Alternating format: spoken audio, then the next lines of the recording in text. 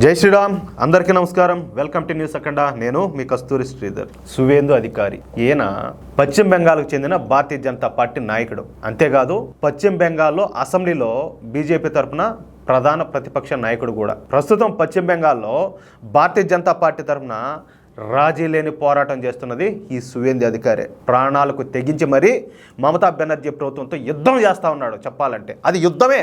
ఎందుకంటే ప్రభుత్వానికి వ్యతిరేకంగా ఒకవైపు, ఆ ప్రభుత్వం ఏంటంటే అక్కడ ఉన్నటువంటి మైనార్టీలకు వాళ్ళ నెత్తిన పెట్టుకొని హిందువులను దోషులుగా, వాళ్ళేదో అంటరాని పౌరులుగా వాళ్ళని చూస్తా నరకయాతన చూపిస్తూ ఉంది. మామూలుగా కూడా కాదు. అట్లాగే వీళ్ళు ఏంటంటే హిందువులపై పదే దాడులు చేస్తూ ఉన్నారు. ఎంతోమందిని పొట్టను పెట్టుకుంటా ఉన్నారు. ఇంత ప్రతికూల వాతావరణంలో అక్కడ నిలబడుకొని వాళ్ళందరికీ నేనున్నానంటూ భరోసానిస్తూ అక్కడ ముందు నిలబడే పోరాటం చేయడం ఖచ్చితంగా అది యుద్ధమే.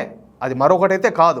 అయితే మొన్న జరిగినటువంటి పార్లమెంట్ ఎన్నికల్లో భారతీయ జనతా పార్టీ పశ్చిమ బెంగాల్లో కేవలం 12 ఎంపీ సీట్లను మాత్రమే గెలుపొందింది. 2019లో 19 పార్లమెంట్ సీట్లను గెలుపొందిన బీజేపీ 2024లో మాత్రం కేవలం 12 సీట్లను మాత్రమే గెలుపొందింది. ఇక్కడ లోపం ఎవరిదని చెప్పాలా? అక్కడ ఉన్నటువంటి హిందువులదని చెప్పాలా?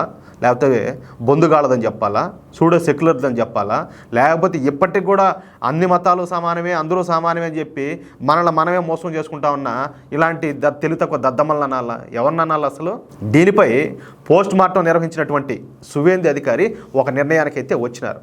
అదే పశ్చిమ బెంగాల్ బీజేపీ శాఖ నుండి మైనార్టీ మోర్చాను తీసివేయడం. చాలామందికి తెలుసో తెలీదో, భారతీయ జనతా పార్టీలో వివిధ మోర్చాలు ఉంటాయి. ఇప్పుడు యువ మోర్చా అని చెప్పి, కిసాన్ మోర్చా, ఓబీసీ మోర్చా, ఇట్లా రకరకాలుగా. అలాగే మైనార్టీ మోర్చా కూడా ఉంటుంది. మైనార్టీలు అంటే ఇంక మీకు అర్థమవుతుంది కదా. అయితే ఈ మైనార్టీ మోర్చాను తీసివేయడం. ఈ సందర్భంగా సువేందు అధికారి మాట్లాడుతూ, మన బీజేపీ నినాదం సబ్కా సాత్ సబ్కా వికాస్. కానీ పశ్చిమ బెంగాల్లో బీజేపీకు మైనార్టీ మోర్చా అవసరం లేదు. కేంద్ర ప్రభుత్వం ఎన్ని పథకాలు ప్రవేశపెట్టినప్పటికీ, ఎన్ని ప్రాజెక్టులను అమలు చేస్తున్నప్పటికీ మైనార్టీలు మాత్రం ఒక్కరు కూడా బీజేపీకి ఓటు వేయలేదు. మేము జాతీయవాద మైనార్టీలను గౌరవిస్తాం. అంటే ఈ దేశాన్ని ఎవరైతే ప్రేమిస్తారో, ఈ దేశాన్ని ఎవరైతే అభిమానిస్తారో, ఈ దేశం కోసం ఎవరైతే జీవించాలనుకుంటారో అలాంటి వాళ్ళందరినీ కూడా మేము ప్రేమిస్తాం. పశ్చిమ బెంగాల్ కోసం ఎవరైతే ఆలోచన చేస్తారో అలాంటి మైనార్టీలకు మేము అండగా ఉంటాం. కానీ పశ్చిమ బెంగాల్కు మైనార్టీ మోర్చా అవసరమైతే లేదు. ఇక్కడ హిందువులే, నిజం చెప్పాలంటే ఇక్కడ హిందువులు మాత్రమే అభద్రతా భావంతో బ్రతుకుతూ ఉన్నారు. ఇది ఇక్కడ మళ్ళీ మనం ఇంకో విషయం చెప్పుకోవాలా. ఎవరు? ఈ అమెరికా, ఈ జర్మనీ, కెనడా వీళ్ళు మాట్లాడుతున్నారు కదా, మైనార్టీలు ఇక్కడ ఏదో పెద్ద బాధల్లో ఉన్నారన్నట్టు. ఎక్కడైతే మైనార్టీలు మెజార్టీలుగా ఉంటారో ఆయా ప్రాంతాలు కావచ్చు, ఆయా రాష్ట్రాలు కావచ్చు, పోయి వాళ్ళు ఉండి లైవ్లో ప్రత్యక్షంగా చూడొచ్చు ఎవరు నరకయాతన అనుభవిస్తున్నారో అన్న విషయం. మమతా బెనర్జీ మైనార్టీలను నెత్తిన పెట్టుకొని హిందువులను బలిస్తుంది. కావున మేము ఇక నుండి హిందువులకు పూర్తి స్థాయిలో అండగా ఉంటాం.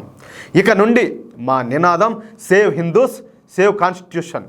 ఇకపై కూడా మమతా బెనర్జీపై రాజీ లేని పోరాటం చేస్తాం, మా తడాకా ఏంటో చూపిస్తామంటూ సువేందు అధికారి కీలకమైన వ్యాఖ్యలు చేసినారు. ఇది అసలు విషయం. అంటే దెబ్బ తగిలితే కానీ దేవుడు గుర్తురాలా, దెబ్బ తగిలితే కానీ ఏం చేయాలో వీళ్ళకు బోధపడలా. అది విషయం.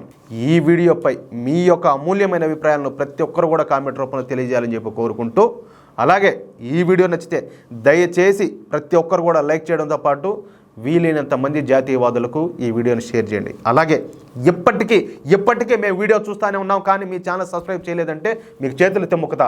ప్రతి ఒక్కరు కూడా మన ఛానల్ సబ్స్క్రైబ్ చేసుకోండి. అలాగే నోటిఫికేషన్ కోసం ప్రతి ఒక్కరు కూడా బెల్ సింబల్ క్లిక్ చేయండి. మేము చేసే ప్రతి ఒక్క వీడియో మీకు నోటిఫికేషన్ వస్తుంది. మేము అందించే ప్రతి ఒక్క విలువైన వార్త మీకు వస్తుంది. దయచేసి ఆదరించండి, ప్రోత్సహించండి. ఇది నా కోసం కాదు, మన కోసం, మన దేశం కోసం, మన భవిష్యత్తు కోసం మేము చేస్తున్నటువంటి పోరాటం. ఈ పోరాటంలో మీరు మాకు అండగా నిలబడాలి. జై శ్రీరామ్.